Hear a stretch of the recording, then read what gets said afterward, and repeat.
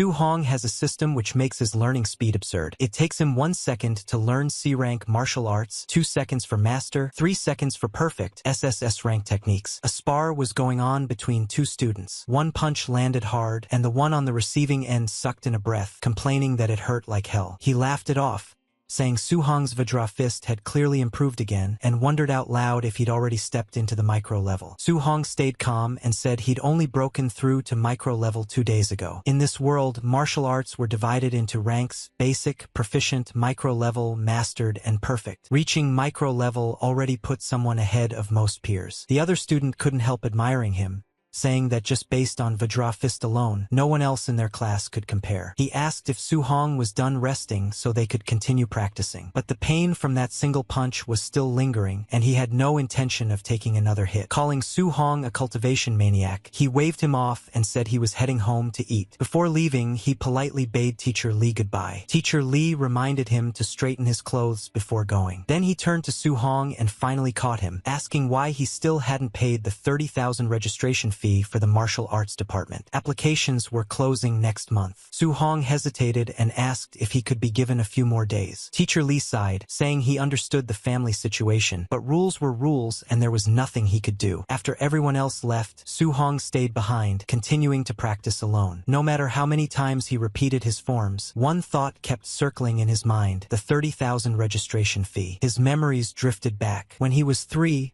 his parents had died during a ferocious beast disaster. Since then, he'd lived with his uncle and aunt. After discovering his talent for martial arts, they had done everything they could to support his training. In an era where ferocious beasts roamed freely, martial artists earned good money. He had trained to give them a better life, yet now it felt like he was only making things harder for them. Later, in a quiet corner, he returned to the cramped, worn-down place he called home. He asked softly whether the rent was almost due and how much they were still short. His uncle's voice came first, saying the rent could wait and that little Hong's registration fee should be paid first. His aunt followed, saying that with such talent, Su Hong was sure to succeed one day and they couldn't afford to hold him back. Then she added, almost casually, that she would stop taking her medicine. It wasn't curing her anyway, and it would save money. His uncle immediately objected, telling her he'd just take on another job instead. She should stay home, rest properly, and focus on her health. Everything else, he said, would work out. Hearing all of this from the shadows, Su Hong felt a tight ache in his chest, and sadness quietly washed over him. He couldn't help feeling that this was a stupid,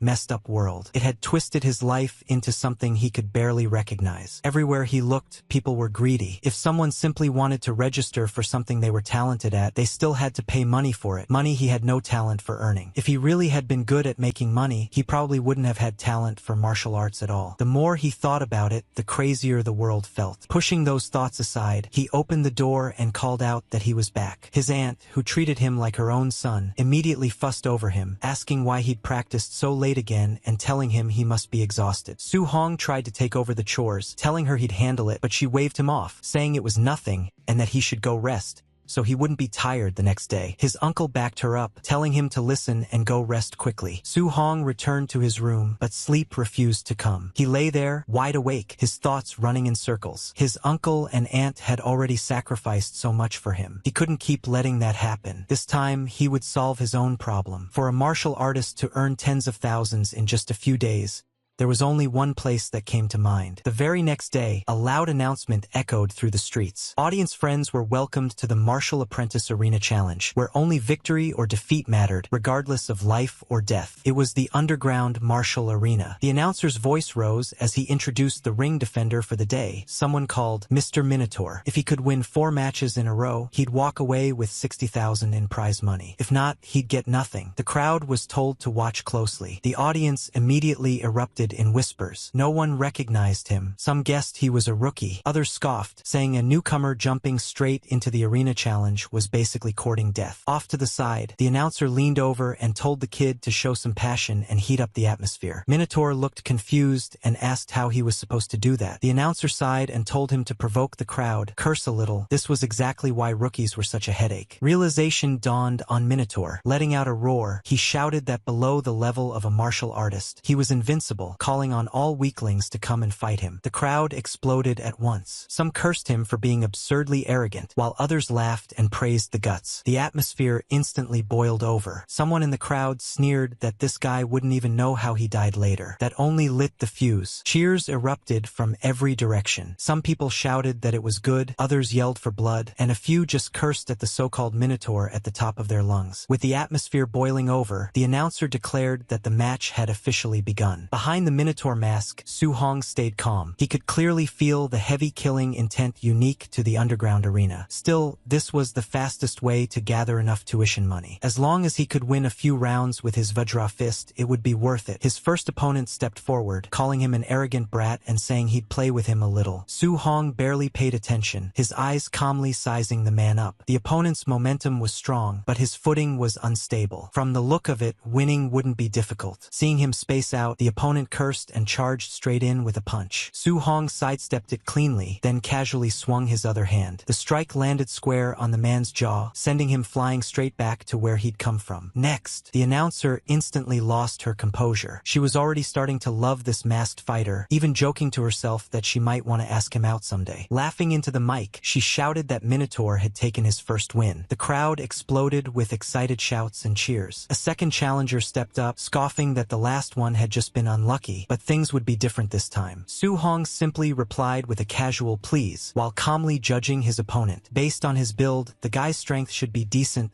perfect for testing how powerful his Vajra fist really was. The man shouted and leapt in with a heavy punch. Su Hong met it head-on. With one Vajra fist strike, he shattered the incoming force. The opponent cried out in shock at the sheer power behind it. Su Hong could already tell the difference. Strong, but still weaker than him. After tanking a single counterattack, he'd relied too much on his upper body, leaving his waist wide open. Su Hong followed up with a brutal kick, and the man was sent flying off the stage just like the first. The arena went wild. Some people cursed in disbelief, others shouted that he was insanely strong. Next, the announcer excitedly declared that Minotaur had achieved 2 consecutive wins. The cheers grew even louder, almost deafening. In a quieter corner, a few well-dressed spectators watched with sharp eyes. One of them muttered that the kid wasn't even a quasi-martial artist, yet his strength far surpassed the average. There was no doubt about it, this one was unusual. The announcer's voice rang out again, declaring Minotaur's 3rd consecutive win. In the viewing area, one of the men watching commented that the kid was better than the worst but nowhere near the best. Someone like that, he said, was perfect material for match fixing. From behind him, a masked young man spoke up, saying he'd go handle it. The older man reminded him not to reveal the fact that he had already broken through to martial artist level. After racking up so many wins, Su Hong felt increasingly confident. Ordinary martial apprentices were no longer much of a challenge to him. With his Vajra fist at the micro level, winning one more match would earn him the full 60,000 prize money. Just then, the crowd suddenly stirred. People started shouting that White Fox was actually stepping into the ring. The moment the masked fighter appeared, the arena erupted. Some exclaimed that White Fox was a quasi-martial artist. Others protested that a quasi-martial artist fighting a martial apprentice was basically cheating. Su Hong's heart sank slightly. A quasi-martial artist, this match was going to be troublesome. Still, backing down wasn't an option. He couldn't afford to lose now. White Fox stopped in front of him and studied him calmly before speaking, telling him not to be afraid. He even claimed he knew how to hold back. The announcer's voice cut in again, declaring the final match of the arena challenge and shouting for the fight to begin. Both fighters exploded forward at full speed. Su Hong immediately sensed the gap in their realms. His cultivation was lower, so he had no choice but to go all out with his opening move. His punch blasted forward, sending visible shockwaves rippling through the air. The collision shook the ring as both sides displayed frightening power. The instant their fists met, Su Hong's heart skipped. This power,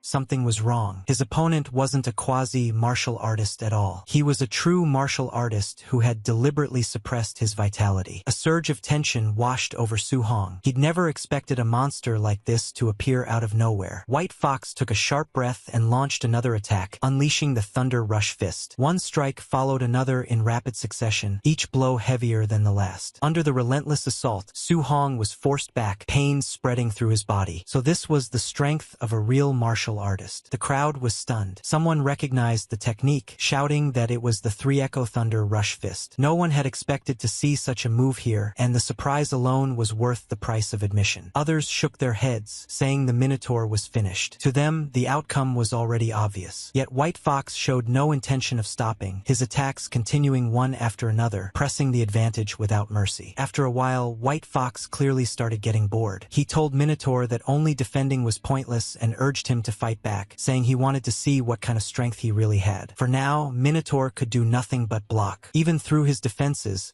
the punches were tearing into him, pain spreading with every impact. If this kept up, he knew he would lose for sure. He needed a chance to counterattack, but White Fox's strikes were too fast and too relentless, leaving no openings at all. Then White Fox found one himself. Punch shot straight toward Minotaur's jaw. The impact sent him flying, and he crashed hard onto the ground. Lying there, his vision blurred as his consciousness began to fade. Before he could recover, White Fox stepped up and spoke calmly. He told him that he wouldn't get a single coin of the prize money from this match, but his teacher was willing to invite him in. If Minotaur agreed to fix matches for them in the future, they would pay him the equivalent of this match's prize money. Even with White Fox's foot pressing down on his face, Minotaur refused without hesitation. He said he would never do something so shameless. White Fox was briefly taken aback. He hadn't expected such a firm rejection. Regaining his composure, he warned him to think carefully, saying that refusing them came with a price he couldn't afford. Minotaur shot back, asking whether people who did things like this really deserved to call themselves martial artists. That was enough. White Fox said there was nothing left to discuss. As he turned to leave,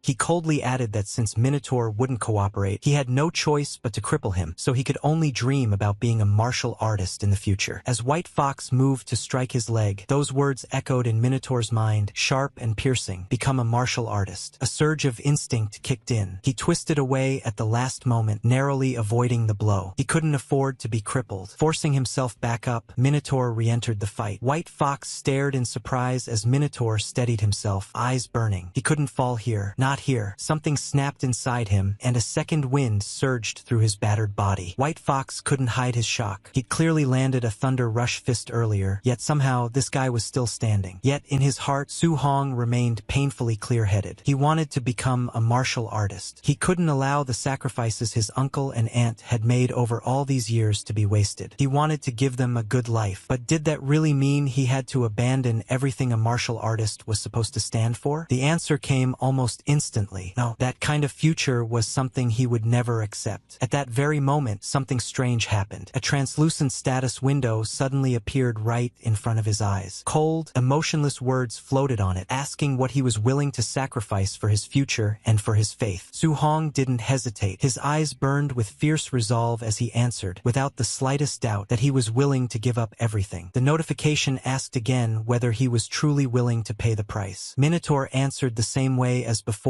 everything. The moment the word left his mouth, something inside him began to change. His shadow on the ground twisted and stretched, slowly turning into the outline of a terrifying monster. Su Hong was stunned. He had no idea where this place was, and the shadow looming behind him belonged to some massive, unknown being. Before he could ask anything, that existence spoke, saying it would give him this chance. An unfamiliar aura wrapped around Su Hong, and another translucent status window appeared in front of him, listing his information in detail. Name: Su Hong. Vitality 85. Spirit 23. Physique: mortal body. Mission: Way of the Arena. Martial skills: Vajra Fist, micro level 7%. Floating Light Palm, proficient 35%. Void Step, proficient 56%. Martial value 0. Su Hong stared at it in disbelief. It really did look like it was displaying all of his attributes. On a whim, he reached out and touched the mission section, half wondering if it worked like a touchscreen. The moment he did, a new notification popped up. Random mission: Way of the Arena. Mission description: the road to becoming a powerhouse is full of thorns. Player,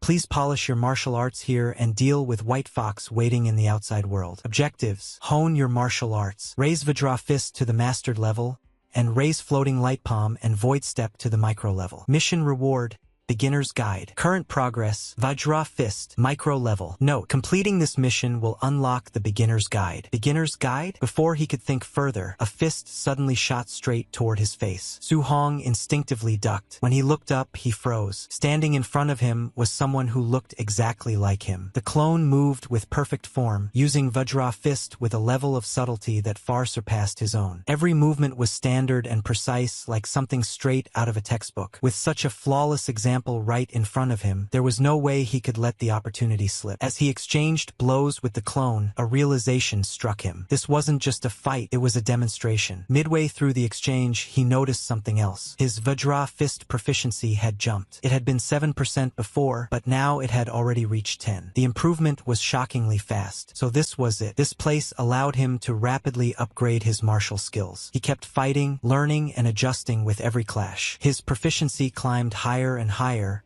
until eventually it hit 100%. His floating light palm reached full mastery, and with a single strike, he sent the clone flying away. His void step followed, also reaching full proficiency. Even Vajra Fist was perfected. Exhaustion finally caught up to him. Breathing heavily, Su Hong straightened up and gave a sincere nod. Thanks a lot. A notification rang out, congratulating the player on completing the mission way of the arena. The rewards had already been issued, and the system asked whether he agreed to return to reality. Su Hong didn't hesitate and chose yes. In the next instant, he was back in the arena, once again wearing the Minotaur mask, standing opposite White Fox. White Fox charged in immediately, sneering that Minotaur was still pretending to be mysterious, and unleashed another round of thunderous fist. Just like before, the blows were fast and fierce, carrying terrifying power. But this time was different. Minotaur calmly remarked that it was too slow. He slipped past every strike with ease, his movements light and precise. Before White Fox could react, a fist slammed straight into his face. The impact shattered the mask, and White Fox crashed to the ground. The entire arena froze. The crowd stared in disbelief, mouths hanging open. Minotaur stood tall in the ring while White Fox lay motionless at his feet. Minotaur calmly asked when he would receive the prize money, since he had won the fourth match. The announcer was clearly stunned, fumbling for words before the system announcement echoed through the arena. Minotaur was officially declared the winner, having successfully defended the ring and claimed the grand prize of 60,000. In the audience, the teacher's expression darkened. Vajra Fist at the mastered level. How could a mere martial apprentice possibly achieve that? Even most true martial artists couldn't reach such a level. Realizing something was wrong, he quietly ordered his people to follow Minotaur and investigate his true identity. They immediately acknowledged the command. After leaving the arena, Su Hong quickly sensed he was being followed. The moment they closed in, he burst into motion, his speed exploding as he vanished from their sight. The pursuers stopped in confusion, unable to figure out where he had gone, but they knew they couldn't give up. The boss wanted answers. Hidden safely, Su Hong sneered inwardly at their attempt to track him. An hour later, he had already returned home. When his aunt and uncle saw the large pile of money he brought back, they were completely stunned. His uncle half-jokingly asked whether he'd gone and robbed a bank, wondering where all that money had come from. Su Hong casually explained that he'd been working as a sparring partner at a dojo. The dojo master had taken a liking to his talent and decided to sponsor his martial arts studies. The uncle couldn't help asking if this was really the same dojo Su Hong had complained about before, the one that was famously stingy. Su Hong just looked at them and asked whether they still didn't trust him. Faced with his serious expression, both of them broke into smiles. The uncle laughed and said that was true. Little Hong would never lie to them. The aunt nodded along, saying their little Hong really did have a bright future ahead. The two of them were so happy they didn't even know how to express it properly. Later that night, Su Hong climbed up to the roof by himself. Sitting there under the quiet sky, he looked up at the bright, beautiful moon. It was one of those moments where a boy slowly turned into a man. He mentally went over everything. The martial arts exam registration fee was taken care of. The rent was settled. Even his aunt's medical expenses were no longer an urgent worry. Thinking about it all, he couldn't help but laugh in relief. Calling up the system interface, he admitted to himself that being able to turn such danger into safety this time was entirely thanks to this mysterious system. Looking closer,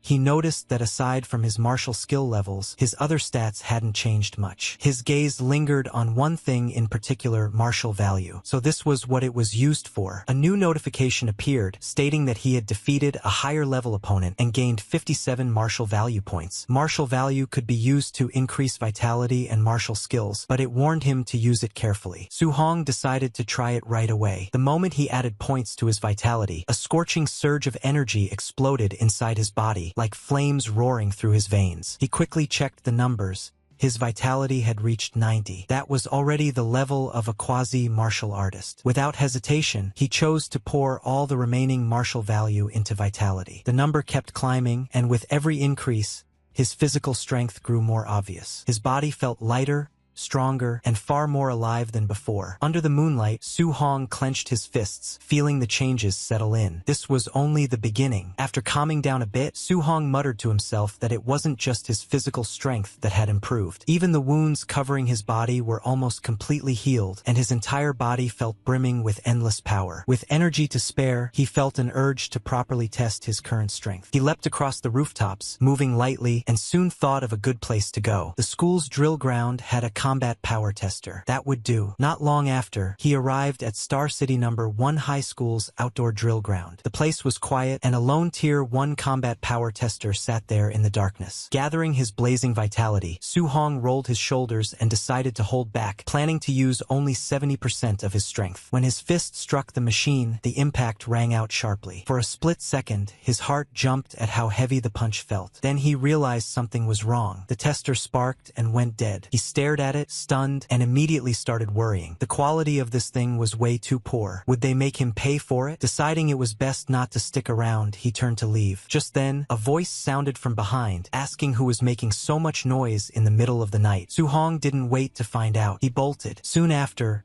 a furious caretaker rushed over and saw the ruined machine. Cursing loudly, he demanded to know which bastard had snuck onto the drill ground and smashed the tester. In his rage, he muttered that only those two troublemaking brats, Chun Shan and Li Duo, could possibly be capable of something like this. Grinding his teeth, he swore that once school started, he'd make sure to properly educate them. Star City No. 1 High School's gymnasium was packed. Students filled the place wall to wall, and Su-hong was mixed in among them. While waiting, he heard someone mention that Chun Shan had been beaten up, which immediately caught his attention. Curious, he asked what had happened. Someone nearby said they'd heard Chun Shan had smashed the combat power tester on the outdoor drill ground in the middle of the night, and then refused to admit it. Because of that, the principal had punished him on the spot. Hearing this, Su-hong felt a little awkward. Turns out someone else had taken the blame for his mess. At the same time, he couldn't help feeling relieved. If they'd actually caught him, there was no way he could have afforded to pay for that tester. Before he could dwell on it, the announcer's voice echoed through the hall, telling everyone to quiet down. He announced that they'd invited an old comrade of his, a Tier 3 martial artist named Chan Tian, to teach everyone a C-rank martial art, Thunder Rush Fist, and instructed the students to learn it properly. The gym instantly erupted. Some students shouted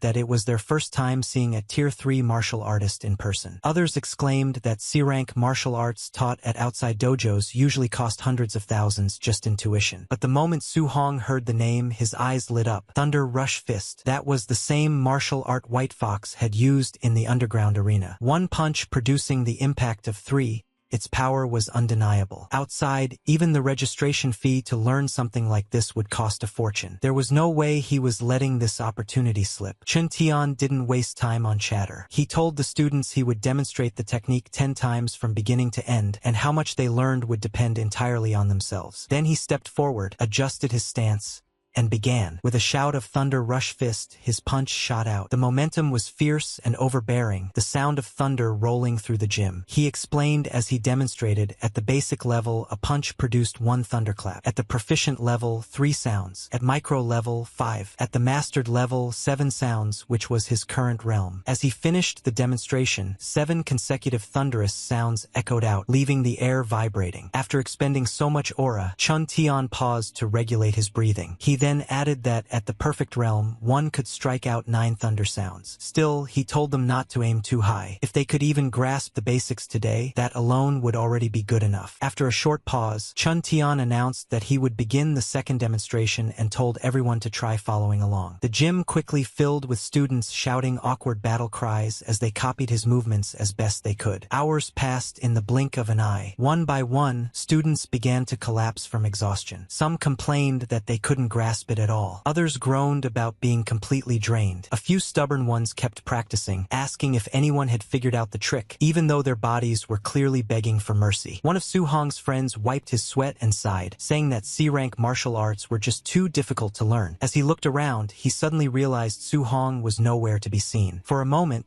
he wondered if Su Hong had somehow already learned it, but then questioned where he could have gone. Just then, excited laughter rang out nearby. Someone proudly announced that he had successfully reached the basic level. The friend turned and saw Chen Shan standing there, looking pleased with himself. A wave of jealousy washed over him. No wonder everyone called Chen Shan a genius. How exactly was his brain built? The principal quickly stepped forward, introducing Chen Shan as the school's #1 genius, and asked Chun Tian whether he was interested in guiding him further. Students immediately crowded around, showering Chun Shan with praise and calling him a true prodigy. Chun Tian, however, was unimpressed. He casually remarked that this barely counted as genius. In other cities, reaching this level was nothing more than passing. The group moved outside as their conversation continued. Chun Tian complained to the principal that this batch of students wasn't impressive at all, making the trip feel pointless. Deep down, he suspected the school had focused too much on taking in students with money rather than talent. Still, for the sake of appearances, he comforted himself by thinking that at least one student had reached the basic level, and he'd been paid well for the visit. Out loud, he simply asked whether the principal really expected to find a top-tier genius here. The principal sighed, agreeing that the path of martial cultivation was cruel and that talent was far too important. Hard work alone, without opportunity, simply wasn't enough. Just as the two were talking, a sudden sound echoed through the air. Both of them froze, then snapped their heads toward its source. 7 consecutive thunderous sounds. 7-sound thunder rush fist. Their faces changed instantly. They exclaimed in disbelief, asking how the school could possibly have someone capable of that level. The principal was even more stunned. He said it was impossible. He'd never heard of such a person in the school. Only then did the principal realize something else. He didn't even recognize that student. After all, the kid hadn't paid a single extra fee. His gaze fixed on the clothes, and his heart skipped. That uniform clearly marked him as a student. The shock hit hard. If things had gone his way, this student probably wouldn't have even qualified to attend the lesson. And yet, even Chin Tian was stunned. He muttered that he'd only taught for half a day, yet someone had already reached the mastered level. The principal's mind went blank. He asked if he'd heard wrong. 9 sounds? Was that really 9 sounds? Chin Tian couldn't even speak. He stood there in silence,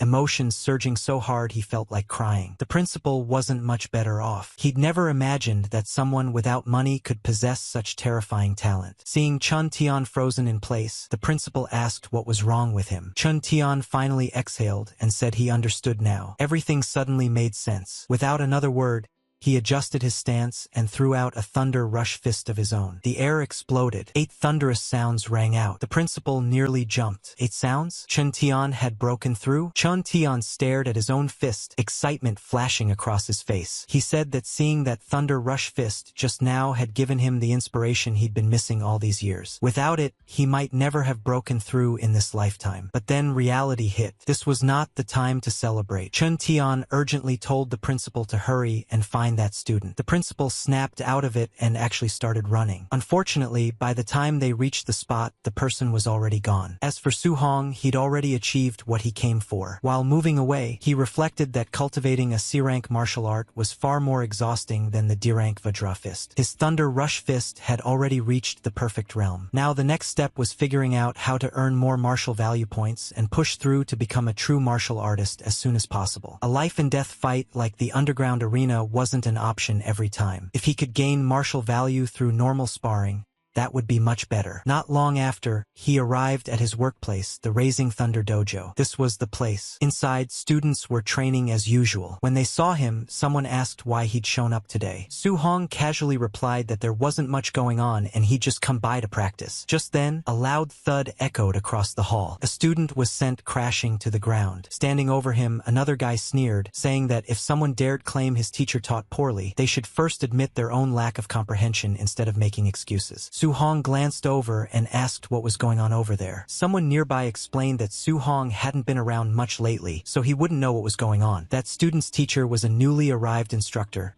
Very strong, apparently, but he looked down on ordinary people like them and taught in a very perfunctory way. On top of that, his disciple, a guy named Li Yan, was also extremely strong. Right as they were talking, another student was knocked to the ground. Li Yan looked down at him and sneered, saying that with such a level, he actually dared to challenge him. Before things could get worse, Su-hong stepped in and grabbed Li Yan's wrist, telling him that was enough. Li Yan immediately glared at him, demanding to know who he was and telling him to let go. If he had the guts, Li Yan said they could settle it properly in the arena, one-on-one. Su-hong didn't back down and calmly agreed. At that moment, a voice cut in, asking what all the noise was about and announcing that class was about to start. Li Yan withdrew his hand and sneered that Su-hong was lucky this time. Watching him leave, Su-hong couldn't help thinking that this guy was far too arrogant. Soon after, the instructor spoke up, announcing that today was the last day he'd be teaching the Raging Sea Spear technique. As usual, he would only demonstrate it once. As he took his stance, the instructor clearly didn't believe anyone could learn it from a single demonstration. Still, Su-hong watched with intense focus. For him, once was enough. His eyes locked onto every movement as the spear swept through the air. When the demonstration ended, the instructor turned to leave, saying that how much they learned depended entirely on themselves. Complaints immediately broke out. Some students cursed the one-time demonstration as a scam. Others complained that those in the back row couldn't even see clearly. Su-hong, however, had already grasped the essence. The spear moved like a flood dragon trampling the sea, its momentum rolling forward like endless waves. Taking up a spear himself, he began to move, perfectly replicating what he'd just seen. For a moment, everyone fell silent. Then the exclamations erupted. People stared in disbelief, shouting that Su-hong had actually learned it. Others muttered that this was the first time they'd ever seen such a martial arts prodigy, while some bitterly wondered if they were simply too stupid to comprehend it. Drawn by the noise, Li Yan returned, asking who had supposedly learned the technique. Explained with a scoff. Then he saw Su-hong. Watching Su-hong's spear flow smoothly, Li Yan's eyes narrowed. It really did look like he'd grasped it. Interest sparked in his mind. Testing someone like this would be fun. Stepping forward, Li Yan called out to him, saying he'd give him a few pointers on his spear technique. Li Yan snorted and grabbed his spear, twirling it as he pointed the tip towards Su-hong, clearly telling him to come on. He repeated that he'd give him a few pointers. Su-hong simply agreed. Someone nearby hurriedly tried to stop him, warning that even though Li Yan's character was terrible, his strength was genuinely high, and Su-hong shouldn't act impulsively. Su-hong just smiled and told him not to worry. He stepped forward, picked up his own spear,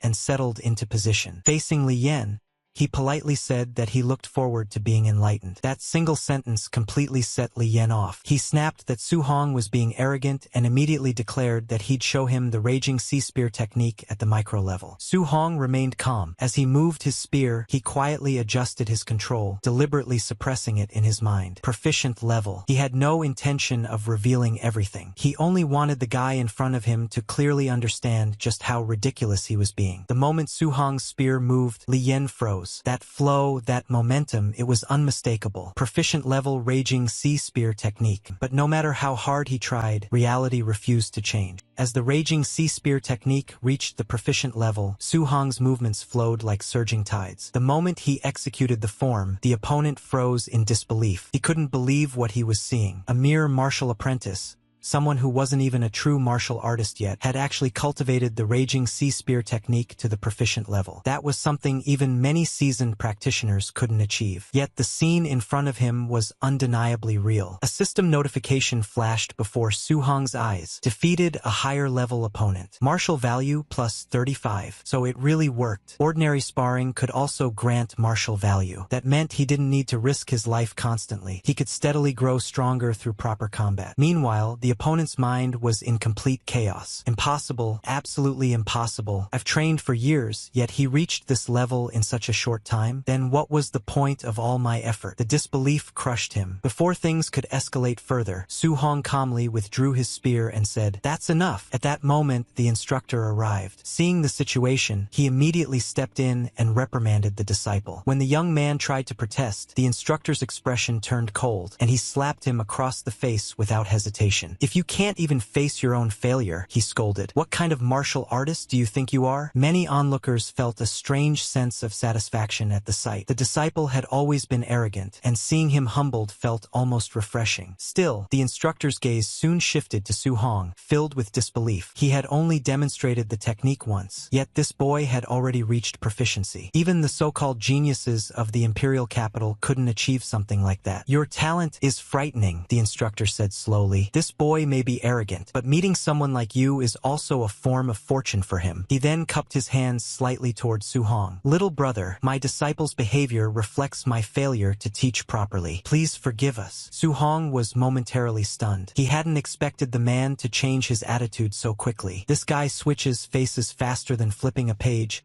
he thought to himself. As he left the training grounds, fatigue finally caught up with him, but it was a satisfying kind of exhaustion. He'd gained far more than expected today. Not only had he mastered the Thunder Rush Fist and the Raging Sea Spear technique, but he'd also earned a considerable amount of martial value. Walking through the campus of Star City No. 1 High School, he quietly reviewed everything in his mind. The entrance examination was coming soon. The wealthy students were already preparing high-grade alloy weapons. If he wanted to compete, he needed one too. The feel of the spear still lingered in his hands. "I'll use a spear from now on," he decided. He needed to find himself a proper alloy spear, and fast. He realized that the little money he had wasn't even enough to cover his aunt's medical expenses, let alone buy an alloy weapon that cost nearly 70,000. Still, he refused to give up. There had to be another way. Just then, an announcement echoed through the city, saying that ferocious beasts were appearing more frequently in the wilderness, and that the city lord was recruiting martial artists to hunt them, offering generous rewards.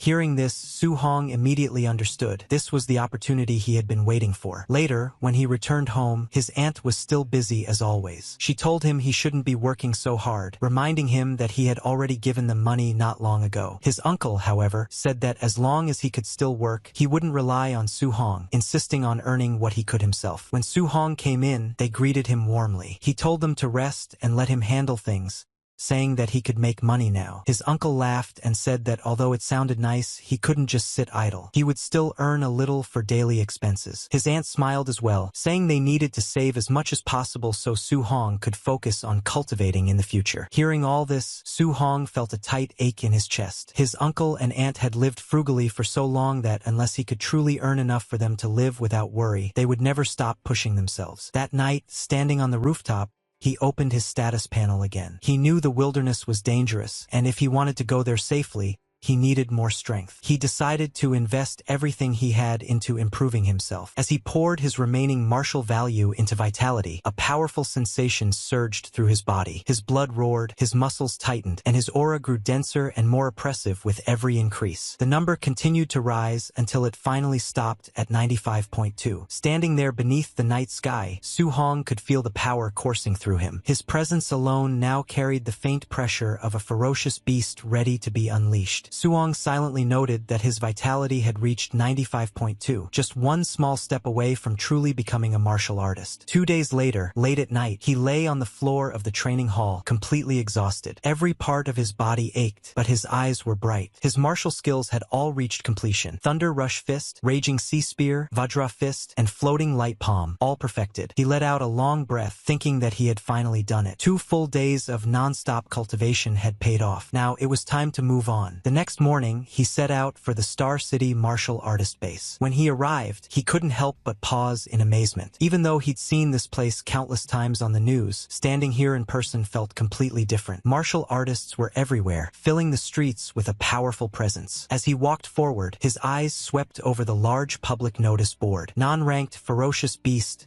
300 blue star coins. Tier 1 early stage ferocious beast, 1000 blue star coins. Tier 1 mid stage, 3000 blue star coins. Tier 1 late stage, 5000 blue star coins. Reading the list, Su Hong frowned slightly. The rule beneath it stated that only the left ear of the beast would be accepted as proof. Without it, no reward would be issued. So primitive, he thought, surprised by how crude the system still was. Nearby, he noticed a man at the counter saying something like, "Miss, please help me calculate how much these are worth." The man was carrying a sack that clearly contained severed beast ears. Just then, a commotion broke out at the entrance. Someone shouted for people to move aside, saying that young Master Yi had arrived. The crowd parted instinctively. Su Hong glanced over and immediately noticed the arrogant figure striding in. Something about the man felt strangely familiar. His brows furrowed. That presence, it reminded him of someone. Around him, whispers broke out. If it weren't for his uncle being in charge here, he'd have been beaten to death long ago. I heard he got beaten up badly a few days ago. Serves him right. Really? No wonder he's been keeping such a low profile lately. Suong listened quietly, then looked up again, his eyes meeting the other man's for a brief moment. Recognition flickered between them. The air subtly tightened. Suong couldn't help but think that the real danger wasn't just the ferocious beasts out there, but people as well. He reminded himself to stay cautious no matter what. As he was heading out, someone glanced at him and commented, saying he looked young, and asked if this was his first time going into the wilderness alone. Suong just gave a short response and kept walking. Behind him, that person shook his head and muttered that it was another ignorant kid rushing to his death. Once inside the wilderness, Suong took in the surroundings. The forest was lush and quiet, almost peaceful. Still, he reminded himself not to let his guard down. He told himself he had to return with results. He couldn't afford to come back empty-handed. 2 hours passed as he moved deeper inside. He drank some water and frowned. He hadn't seen a single ferocious beast yet. It made him wonder if all the beasts near the outer area had already been cleared out. With that thought, he picked up his pace and headed deeper into the forest. Then suddenly, his expression changed. Right in front of him stood a massive figure, a ferocious beast. It was huge, its aura oppressive, and it looked exactly like the descriptions he'd seen in the books. Suong instantly recognized it. It was a Tier 1 early-stage ferocious beast, the Azure Moon Wolf. It stared at him with bloodshot eyes, baring its fangs as it let out a low growl. Clearly, it was hungry. As the beast tensed and prepared to pounce, Suong took a deep breath and steadied himself. The battle was about to begin. As the wolf lunged forward with its sharp claws, Suong reacted instantly. He dodged to the side and drove an electrified punch straight into its abdomen. The impact sent the beast flying, its massive body slamming into a tree with a dull crash. The wolf collapsed, barely able to move. Suong stood there, his fists still crackling faintly with electricity. He looked down at his trembling hands, feeling the lingering power surge through his body. He couldn't help thinking that fighting real ferocious beasts felt far more exhilarating than anything else he had experienced. Taking down a Tier 1 early-stage beast in a single blow made his blood surge with excitement. If he could handle this so easily, he wondered how he would fare against a Tier 1 mid-stage beast. Just as that thought crossed his mind, a sudden movement caught his attention.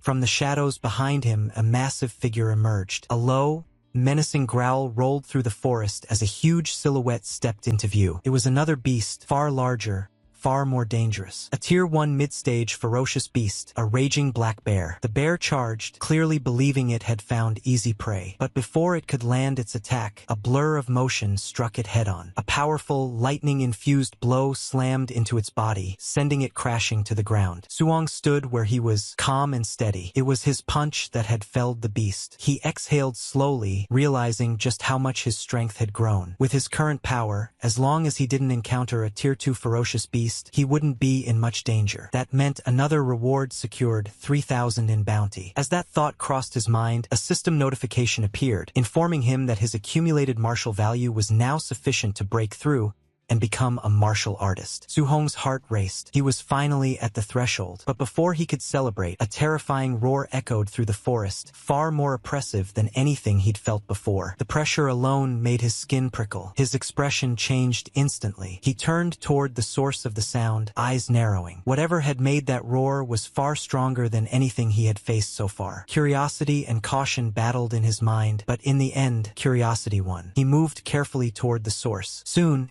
He reached a massive rock formation and climbed up to get a better look. What he saw made his breath catch. A colossal figure stood below, a massive, black-scaled serpent coiled among the trees. A Tier 1 late-stage ferocious beast, a black jade python. Its body was enormous, and its aura was terrifying. Nearby, several people were already fighting it, but they were clearly losing. One by one, they were sent flying, completely overpowered. Suong stared at the scene, heart pounding. This was on an entirely different level. Suong suddenly felt a sharp sense of danger. Almost instantly, he leapt aside.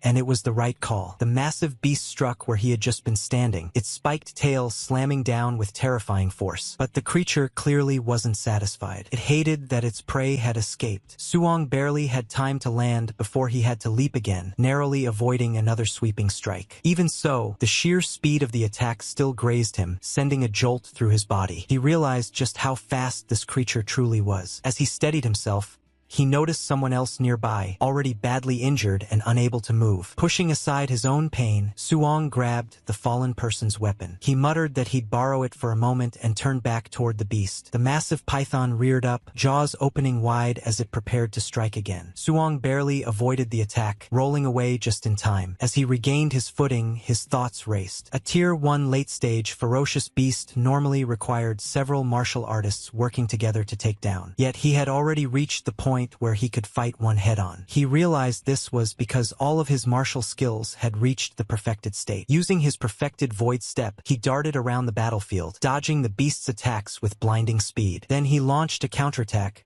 driving his spear forward with the Raging Sea Spear technique. The blow pierced the beast's hide, drawing a furious roar from its throat. The python thrashed violently, enraged by the pain. Suong didn't relent. He struck again, his movements fluid and precise, forcing the massive creature into a frenzy. Still, he knew the truth. Its body was enormous, and landing a single decisive blow wouldn't be easy. The difference in size made it difficult to strike a fatal spot. As he maneuvered, he reminded himself to stay patient. He needed to weaken it first and wait for the right opening. Just then, the beast lashed out again, its massive body crashing toward him with overwhelming force. In response, Suong unleashed his thunderous fist, perfectly executed. The explosive force collided head-on with the beast's attack, stopping it in its tracks. The shockwave rippled through the air as both figures staggered back, the battle far from over. Suong knew that once he landed a successful strike, he couldn't afford to linger. He had to immediately pull back, widen the distance, and look for another opening. One mistake would be fatal. That was the price of facing a creature like this. He could feel his breathing growing heavier with every exchange. Fighting this way was exhausting, but it was also the safest option he had. Still, as the battle dragged on, even he could sense his stamina starting to dip. At the same time, the black jade python wasn't faring much better. Its movements were becoming sluggish, its breath rough and uneven. Suong realized that the beast was also nearing its limit. Just a little more, he thought. If I can keep this up, I can finish it. He steadied himself, preparing for the next exchange, fully focused on the beast in front of him. Then, without warning, a dangerous chill ran down his spine. Something was wrong. Before he could react, a violent force slammed into him from the side. The impact sent him flying, his body crashing hard against the ground. His breath was knocked out of him in an instant. He forced himself to roll over, barely managing to block the next blow. Even so, the impact rattled his bones. He realized too late that he'd been ambushed. Struggling to his feet, he demanded to know who it was. From the shadows, several figures stepped forward. One of them laughed loudly, clearly enjoying the situation. He mocked Suong, asking how it felt to be caught off guard, and suggested that perhaps Suong should hand over the black jade python instead. Suhong's eyes narrowed as he recognized the speaker. His heart sank slightly. Trouble had truly arrived. Suong is in a really bad situation as he gets surrounded by a lot of goons who have a history with him. The goon leader says that when he saw Suong daring to leave the city alone back then, he thought Suong would definitely die outside the city. He says he didn't expect Suhong's luck to be this good. Not only did he not die, but he even scavenged a heavily injured black jade giant python. Then he takes a look at the nearby giant python, which is also badly injured and close to dying, and he feels like this is such a nice opportunity for him. Suong thinks that the man said he picked up up the black jade giant python, so that must mean they just arrived. He notices that all 5 of them are martial artists and that they have the numbers advantage, so he knows he can't fight them head-on. But suddenly, one of the enemies rushes toward him with his fist ready to punch, shouting that Su Hong didn't hear young Master Yi, and that young Master Yi wants this giant python, asking why Su Hong hasn't scrammed yet. Seeing all of this, Su Hong gets really angry and channels a lot of aura into his hand. He says that being repelled just now was only because of a sneak attack and asks if they really thought he couldn't beat them. Then Su Hong throws a punch straight at the enemy, and their fists collide, releasing a powerful surge of energy everywhere. The enemy is shocked by the sudden attack and thinks about how terrifying Su Hong's power is. But Su Hong doesn't stop there and punches the enemy straight in the face, sending him flying in front of all the other goons. The leader then says that it's a powerful Vajra fist and that it really is him, Minotaur. The goon leader is extremely impressed by this display. However, Su Hong recognizes him as White Fox. White Fox says that in front of so many people, Su Hong brought him great humiliation and that Su Hong is the first to ever do that. White Fox is furious and never wanted something like this to happen to him, so he immediately orders all his goons to take Su Hong down. They all rush forward with their weapons towards Su Hong, who quickly grabs his spear and runs into the wild. The leader of the goons, White Fox, doesn't want him to escape, so he immediately orders everyone to chase him, and all the other goons follow after him. They search around the wilderness, looking through possible hiding spots where he could be. However, one of them says they can't find him and asks where he is. Another one says that the woods ahead are dense and it's easy to get ambushed, telling everyone to be careful. However, one of them isn't that afraid. He says they have so many people and asks if they're really supposed to be afraid of just one guy. But suddenly, someone flashes behind him at an insanely high speed. He immediately looks back, and it's none other than Su Hong. Su Hong takes him down with a powerful fist and sends him flying right in front of his leader. This guy is clearly out for the count. After seeing this,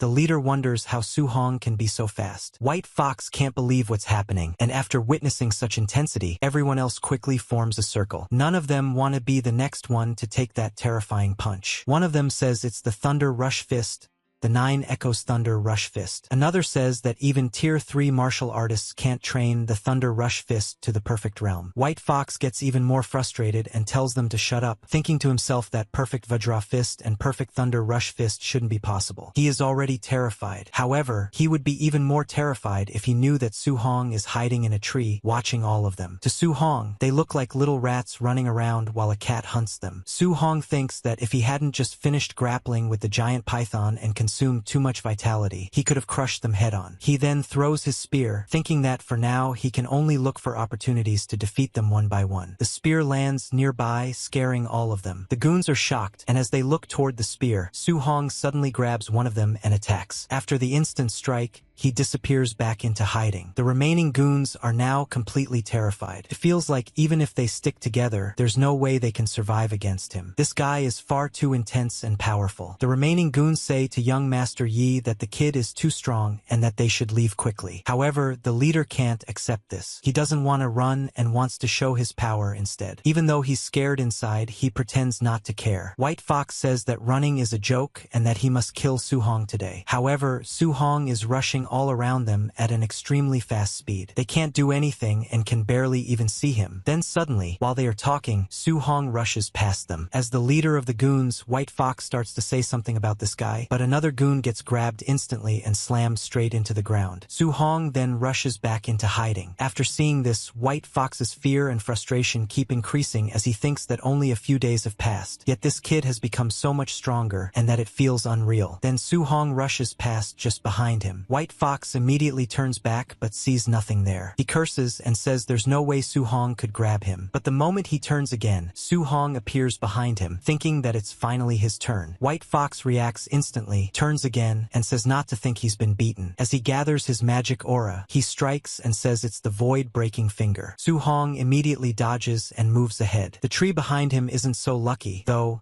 as the force of White Fox's attack is immense and the tree gets completely destroyed. White Fox doesn't stop there. Seeing that Su Hong keeps dodging, he attacks again and again with beam attacks, repeatedly shouting void-breaking finger. But no matter how many times he attacks, Su Hong is simply too fast and dodges every single one. While hiding and dodging, Su Hong thinks that this power is incredible and that the grade of this martial skill definitely isn't low, wondering if it could be B rank. He even finds it a bit interesting and feels like he might want to add something like this to his own skills someday. someday. However, the guy in front of him, whose finger is glowing with blue aura, is far from calm. He's extremely frustrated and thinks that the stinky brat has already etched his face into his memory, and that if Su Hong dares to hurt him, once he gets back, he will wipe out Su Hong's entire family. The moment Su Hong hears those words, they echo loudly in his head, and he becomes extremely furious. The words about taking down his whole family are completely unacceptable to him. He thinks about it again in disbelief and then rushes straight toward White Fox in a swift dodging motion. However, White Fox starts talking about his background, saying that his uncle is the supervisor of the martial artist base and that his father is someone important too. Before he can finish, Su Hong is already right behind him, his powerful aura pressing down hard. This time, Su Hong doesn't say anything at first. He just wants to show his power. As his fist gathers terrifying strength, Su Hong finally speaks and says that he preferred the way White Fox looked before, acting high and mighty. He says this kind of lowliness doesn't suit him, but he's still going to enjoy this. Then he punches White Fox straight in the face, sending him flying far away. This time, the power is overwhelming. The blow sends him deep into the forest, straight through it, and finally crashing into the ground. Smoke fills the air. When it finally settles, Su Hong walks toward him with a furious expression and a red aura surrounding his body. He says that White Fox should never have used his family to threaten him. Lying on the ground and badly injured, White Fox asks why Su Hong is so strong and says this is impossible, insisting that Su Hong clearly isn't even a martial artist. He shouts, asking what Su Hong really is. Behind him, the giant python hears his voice and locks its gaze onto him. White Fox suddenly senses that something is wrong. When he looks back, the python swings its tail and attacks, opening its massive jaws wide as it strikes. Once White Fox is taken down, the python shifts its full attention toward Su Hong. Su Hong realizes that he fought the goons for too long and that the giant python has recovered its stamina. Now it's ready for another round, and this time it has the advantage. After all the constant fighting, Su Hong no longer feels as confident as he did before. Everyone is extremely frustrated after getting beaten up so badly. One of them curses and says that the kid is way too weird. Another asks where young Master Yi is and wonders if he finished that kid off. Suddenly, they notice the same guy who defeated them rushing straight toward them again. They immediately brace themselves for another fight. One of them shouts that the brat finally came out, while another says he won't spare him this time. But Su Hong isn't interested in fighting them at all. He keeps moving forward and calmly tells them to get out of his way. A second later, they understand why he's running so fast. Right behind him is the giant python, and it looks extremely angry. At that moment, none of them can say a single word. The python immediately attacks Su Hong, but Su Hong jumps aside with his spear in hand and dodges the strike. One of the foolish kids doesn't react in time, and the python catches him instead. A notification appears, saying that an opponent martial artist was indirectly taken down and 30 martial value was gained. The python then attacks another one who also fails to escape in time. Another notification appears, again saying that an opponent martial artist was indirectly taken down and 30 martial value was gained. Su Hong is a little surprised by this and thinks that he didn't expect to gain martial value in this way as well. However, the python is already attacking him again. Su Hong jumps up once more to dodge the sweeping tail. The python is quite clever and starts using its entire body to try to catch anyone off guard. Even so, Su Hong keeps dodging and moving without stopping. As he fights and runs, Su Hong realizes that after so many battles, his martial value is already enough for him to break through and become a martial artist. He moves rapidly through the trees, which only frustrates the python further. No matter how hard it tries,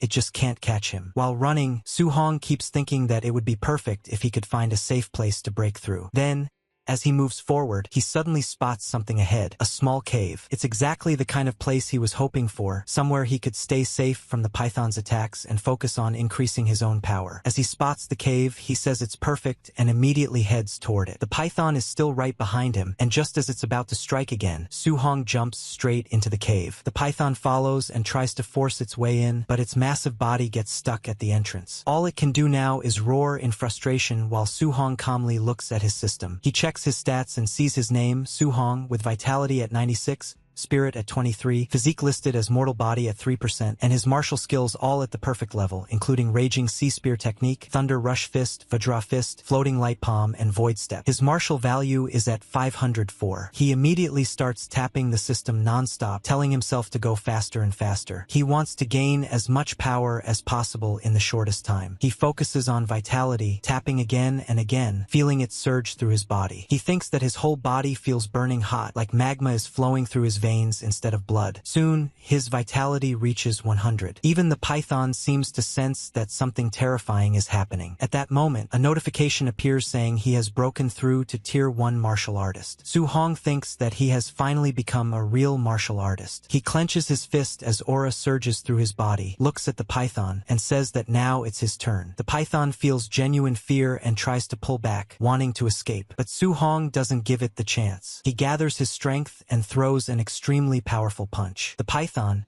trapped in the cave, can't escape in time. The punch slams into it, and all it can do is roar as it's sent flying through the air. Can't believe how strong Su Hong has become in such a short time. But Su Hong isn't done yet. He forms another fist and launches another Vajra fist attack, jumping onto the python's tail and using it as a foothold. He pounds it into the ground with continuous punches. Smoke fills the area, and when the dust finally settles, Su Hong is standing triumphantly on top of the giant python. His martial value increases by another 92, and Su Hong says that even though the giant python was already heavily injured, he can now face its attacks head-on. Then, as he sits there, he wonders about the reward and says that hunting ferocious beasts usually requires cutting off the left ear to exchange for money, but snakes don't have ears, so he doesn't know what to do. After thinking for a moment, he decides to forget about it and just hurry back. As he starts moving away, the forest is now completely quiet. Only traces of destruction remain, and all the chaos from earlier is gone. Su Hong keeps moving forward and looks at the idiots who tried to gang up on him and ended up like this. He says that they got off easy. While walking,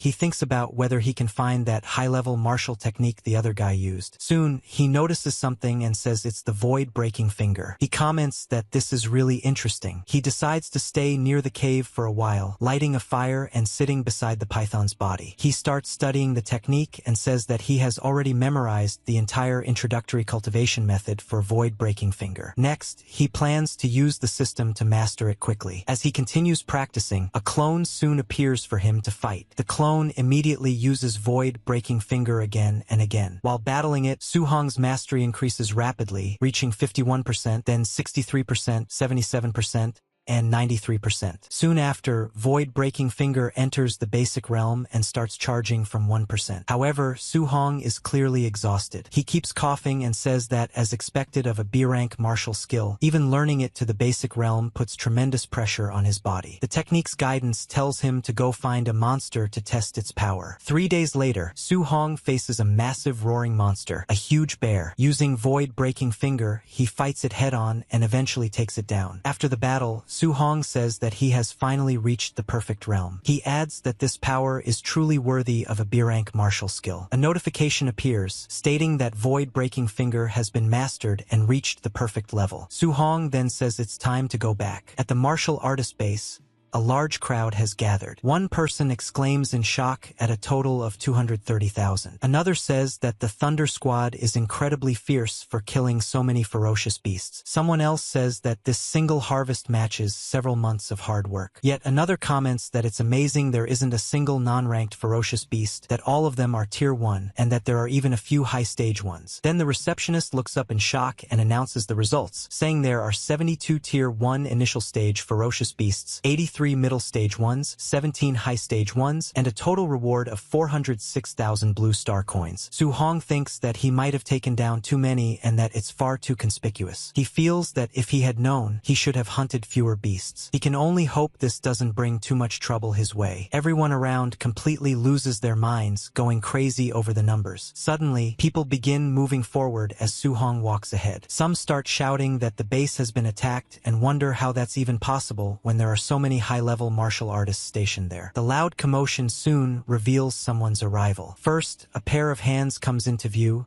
and then the person fully appears. It's Yi Qi, the person in charge of the base and Yi Feng's uncle. He orders everyone to blockade the base immediately and not let even a single fly escape. Others respond at once, saying they understand and will do it right away. Soon after, another supervisor arrives and asks what happened. Yi Qi answers that his nephew Yi Feng and the 4 martial artists with him are all dead. The crowd is stunned. Someone whispers in disbelief that Yi Feng was actually taken down and that an entire group of 5 was wiped out. Another person quietly says it was a good kill and that everyone there has been robbed by Yi Feng at some point. Someone else adds in a low voice that if not for Yi Feng's background, he would have been dealt with long ago. Another mutters that the coward has finally been taken down. Yi Qi then announces announces that a B-rank martial skill on Yifeng's body is missing and orders that all martial artists be searched. He says no one is allowed to leave until all suspicions are cleared. Su Hong thinks that judging from the bodies, it's obvious they were killed by the giant python,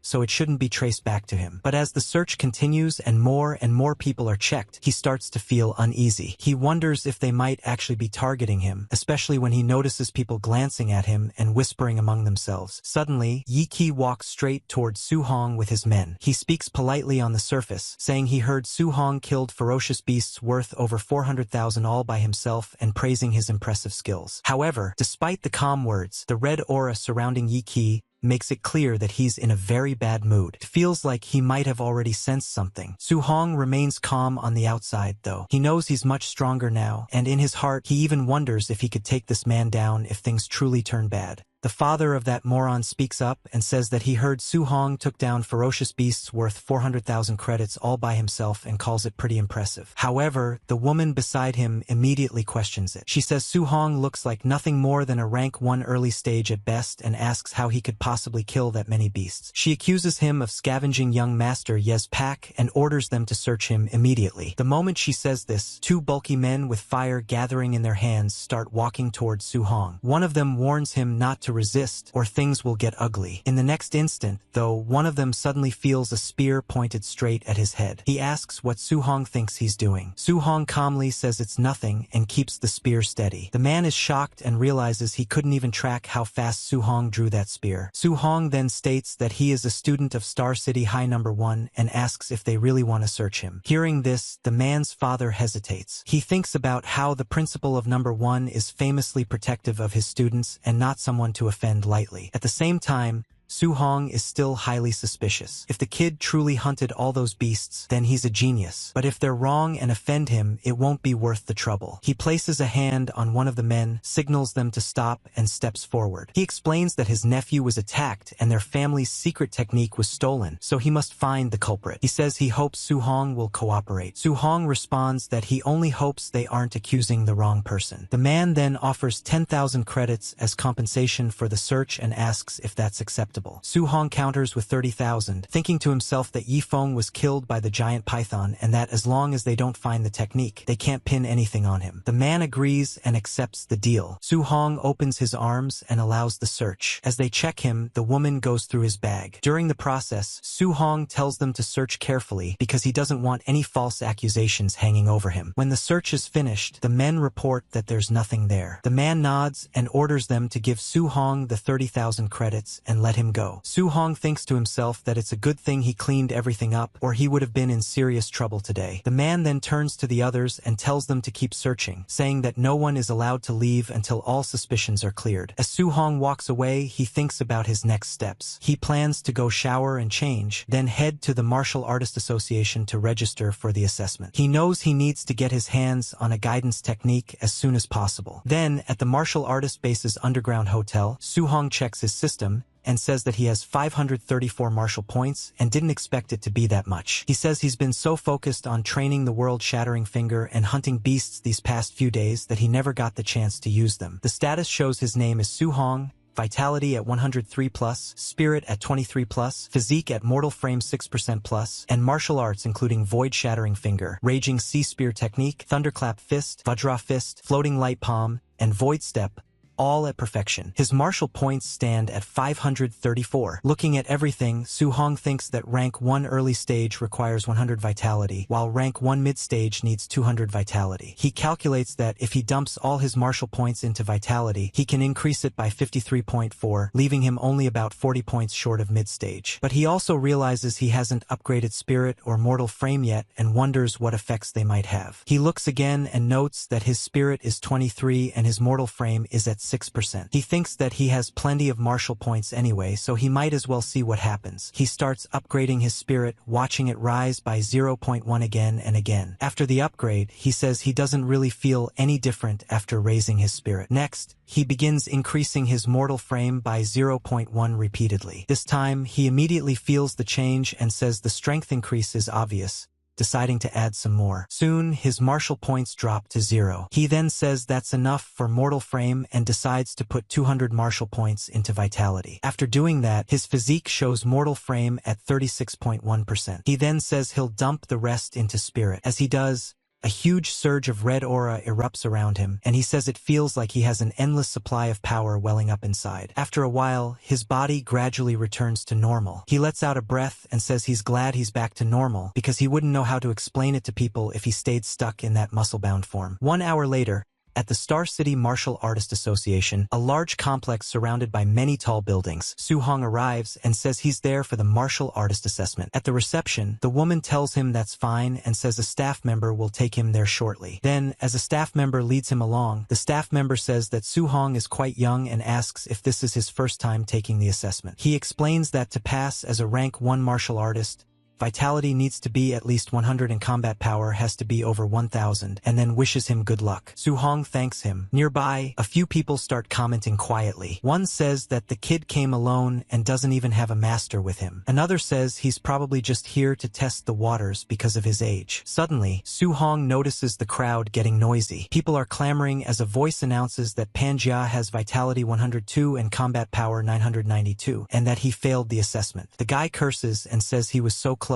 Su-hong and the staff member enter the assessment area. A moment later, another announcement says that Li Ming has vitality 105 and passed, and that he will proceed to the combat power test. Li Ming is taken to a punching machine and throws a powerful punch. When the number shows 1763, he passes immediately. Someone comments that a combat power of 1763 is almost at the level of a rank 1 mid-stage martial artist. Another person asks if Jiang Ming from Raging Thunder has a disciple named Li Ming. Someone else realizes that Li Ming is Jiang Ming's disciple and says it's no wonder he's such a genius, especially since he was using Thunderclap Fist. Su-hong hears this and thinks that he thought Jiang Ming's disciple was Li Yan, wondering just how many disciples that man has. Soon after, a staff member comes over and tells Su-hong that he's next. As Su-hong steps forward for the examination, the guy before him thinks to himself that he's taking the assessment at this age because he's a genius. He admits that Su-hong is rare for being the same age, but still wonders how Su-hong could possibly compare to him. Suddenly, the crowd erupts in shock. People start shouting in disbelief, with some asking if the vitality tester is broken and how someone's vitality could be that high. The arrogant guy turns back in shock as the staff announces that Su-hong's vitality is 123 and that he has passed. The man mutters that it's impossible. He quickly tries to calm himself down, thinking that high vitality doesn't mean everything and that combat power is what truly matters. He still hopes that, at the very least, he can be number 1 here. Then the staff officer announces that the combat power test is beginning, and Su-hong is led to the punching machine. As Su-hong prepares to punch, he thinks that he has already advanced to a martial artist and upgraded his physique, so his strength has increased massively. He thinks that using 40% of his power should be enough for the test, but then worries that if he goes too easy, he might fail the combat power requirement. To be safe, he decides to use 50% instead. He throws the punch with terrifying force. Even at 50%, the pressure is overwhelming. The machine is sent flying straight into the wall ahead and shatters on impact. The destruction is insane, and everyone watching is completely stunned. No one can believe what they're seeing. One person thinks that he sent the tester flying with a single punch, and that kind of power is terrifying. Another wave of clamoring breaks out, even louder than before. Someone else realizes that Su-hong didn't even use any martial arts just now. Then a voice says that the standard combat power for a rank 1 high-stage martial artist is only 3000, and that this result is simply unimaginable. Another person exclaims to a teacher that it's that kid again and calls him an absolute monster. The teacher responds that this explains everything. Later, inside an office, a woman is shown. She is Wu Lingxian,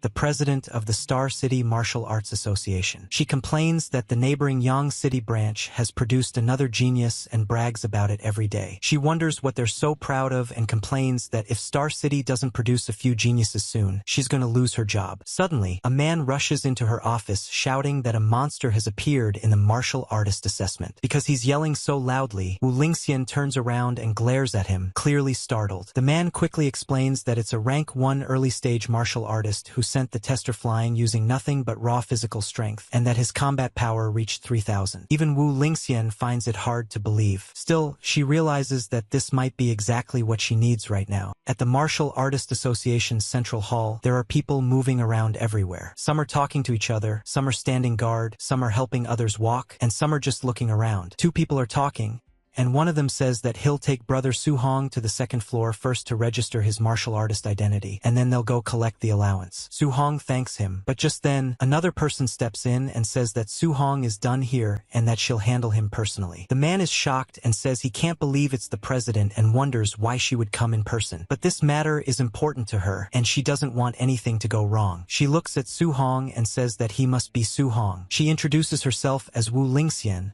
the president of the Star City branch of the Martial Dao Association, and tells him to follow her. Su Hong agrees and calls her president. At the same time, he thinks that she's the president of the Star City Martial Artist Association and recalls rumors saying she's an A-tier rank 5 martial artist, which isn't quite what he imagined. Later, inside the president's office, the two of them sit down to talk. Wu Lingxian says that Su Hong is a student of Star City No. 1 High School and mentions that Li Changshan had even complained to her before. She says he was upset that the school only produced 2 ordinary Tier 1 martial artists this year, and yet somehow missed a genius like Su Hong. Su Hong feels a bit nervous and asks why she brought him to her office, saying that he only came to register as a martial artist and collect his allowance and guidance technique. Wu Lingxian waves her hand and tells him not to worry. She says she's already had her subordinates handle his martial artist ID and monthly allowance, and as for the guidance technique, she'll teach him personally. She then stands up in front of him and asks how much he understands about guidance techniques. Su Hong thinks for a moment and says that according to the textbooks, heaven and earth's spiritual ki has attributes, and a guidance technique is a method to absorb that spiritual ki to strengthen the body. He adds that absorbing spiritual keys of different attributes requires corresponding guidance techniques. Then the president extends her hand, showing a flame, and explains that what the textbook says isn't wrong, but guidance techniques aren't just cultivation methods. She says that the heavenly flame guidance technique she cultivates mainly absorbs fire attribute spiritual ki, and while it strengthens the body, it also gives her attacks fire attribute lethality. She adds that if someone can achieve external release of attribute attacks, it can even increase attack range. However, she explains that for a Tier 1 martial artist, let alone wrapping an attribute around a fist, even carrying a trace of the attribute is already very impressive. Su Hong says that guidance techniques can also be used to attack, adding that he always thought they were only methods to absorb spiritual ki for cultivation, and that the textbooks never taught this. The president continues explaining that heaven and earth's spiritual ki has 7 attributes: metal, wood, water, fire, earth, thunder, and wind. She says that although each attribute has its own strengths and weaknesses, in terms of pure attack power, thunder ranks first, metal second, and fire third. However, which guidance technique a person can cultivate depends on their compatibility. Su Hong says that he understands now and that it's not like someone can cultivate any guidance technique they want. The president agrees and says this crystal ball is used to test compatibility. She explains that the larger the glowing area, the higher the compatibility. Ordinary martial artists usually have around 20 to 30% compatibility. She adds that she herself is around 80%, which is already considered very high, but she believes a genius like Su Hong will definitely exceed 90%. As she finishes speaking, the flame disappears, and Su Hong takes the crystal ball into his hands. He thinks about how President Wu became a Tier 5 martial artist at such a young age and that she's an absolute genius. He also thinks that if she's only at 80% compatibility, then reaching 90% himself would be incredible. Suddenly, the crystal ball starts glowing brighter and brighter. The president exclaims that it's full, and says she wasn't expecting this at all. She announces that Su Hong's fire attribute compatibility is at 100% and asks if he knows what that means. She steps closer, praising Su Hong as she speaks. Su Hong says that no, he doesn't know. The president then explains that this means Su Hong can absorb 100% of the fire attribute heaven and earth spiritual ki without losing even a trace. She says that she herself has 80% compatibility, which means she loses 20% while absorbing fire attribute spiritual ki. Yet even with that, she still became a Tier 5 martial artist and the president of the Star City Martial Artist Association. She then points out that Su Hong's future achievements will definitely surpass hers. As she points at his face, Su Hong becomes even more nervous. The president continues, saying that she never expected Little Star City to produce a monster not weaker than those from the Magic City Imperial Capital region. At the same time, Su-hong is thinking that fire attribute is nice, but he actually prefers the thunder attribute. He thinks that if only he had thunder attribute compatibility, that would be perfect. Suddenly, the crystal ball starts glowing again, this time filled with thunderous energy. This new development shocks the president even more. Su-hong says that his thunder attribute compatibility also seems to be 100%. The president is completely speechless. She is stunned and thinks to herself whether this is real or fake. Thunder and fire dual attributes at 100% compatibility? She can only think that this kind of existence is simply a monster. Then Su-hong adds that his wind attribute compatibility also seems to be 100% as the glow shifts again. The president responds in disbelief, wondering how something this outrageous can even be possible. A few minutes later, she slumps back onto the couch, while Su-hong quietly watches her shock and panic. She says this isn't right and wonders how this can be happening, saying that everything is full, all at 100%, and that she must be dreaming. She reflects that she once considered herself a top-tier genius, since a 30-year-old Tier 5 martial artist is as rare as phoenix feathers and unicorn horns. But after encountering someone who goes beyond common sense, she realizes she's just an ordinary person. She realizes that to defeat an existence beyond common sense, only someone equally beyond common sense could ever hope to do so. She mutters about existences that ordinary people simply cannot understand. Su-hong then says that all 7 attributes are at 100%. He adds that if he only cultivates thunder and gives up the other 6, it feels like a complete waste, and that it's honestly pretty distressing for him. Then Su-hong asks the president how about giving him a copy of the guidance techniques for all 7 attributes. The president falls silent for a moment, then she says that human energy is limited. She explains that no matter how high his talent is, it's best to cultivate only 1 or 2 attributes. She mentions that in the past, someone tried to cultivate all 7 guidance techniques at the same time, and even after decades of cultivation, that person was still only a Tier 1 martial artist. Su-hong says that he just can't make a decision right now, so he wants to try cultivating all of them first and then decide later which one to focus on. The president agrees, but warns him seriously. She says he absolutely must not waste his talent or squander it for nothing. Then she asks if his school's monthly exam is coming up soon. Su-hong says yes and asks why she's suddenly asking about it. The president explains that recently, friction in the All-11's battlefield has been intensifying, and the Great War between the 10,000 races and the human race could erupt at any moment. Because of this, nations have poured huge resources into forming a genius training camp. She says she wants to recommend Su-hong for it, but only if he takes first place in his school's monthly exam. If he does,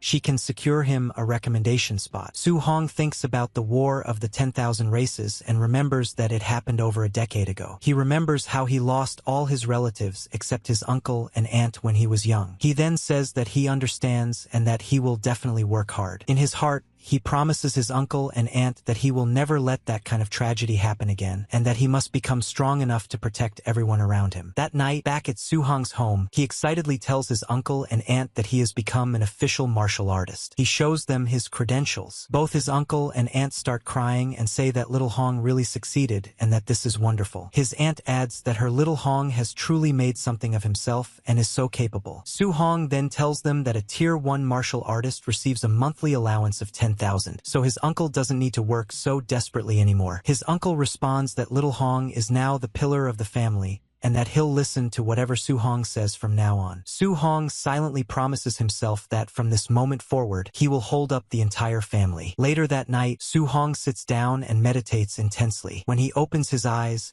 they glow red. He clenches his fist, and smoke slowly pours out. He wonders if this counts as the basic level of a guidance technique and questions why it has no power at all. He then notices that the guidance technique column appears on his system panel, and he realizes that he really did learn it. Checking his status, he sees that it shows level 1. He starts wondering if guidance techniques can also be leveled up. He thinks that President Wu never mentioned anything like this, and if guidance techniques truly had levels, she definitely would have told him. A thought suddenly crosses his mind. He wonders if he's the only one who can level it up, meaning he'd be solo leveling the guidance technique. If you're also excited to find out how much he can solo level up, then subscribe right now and turn on all the notifications.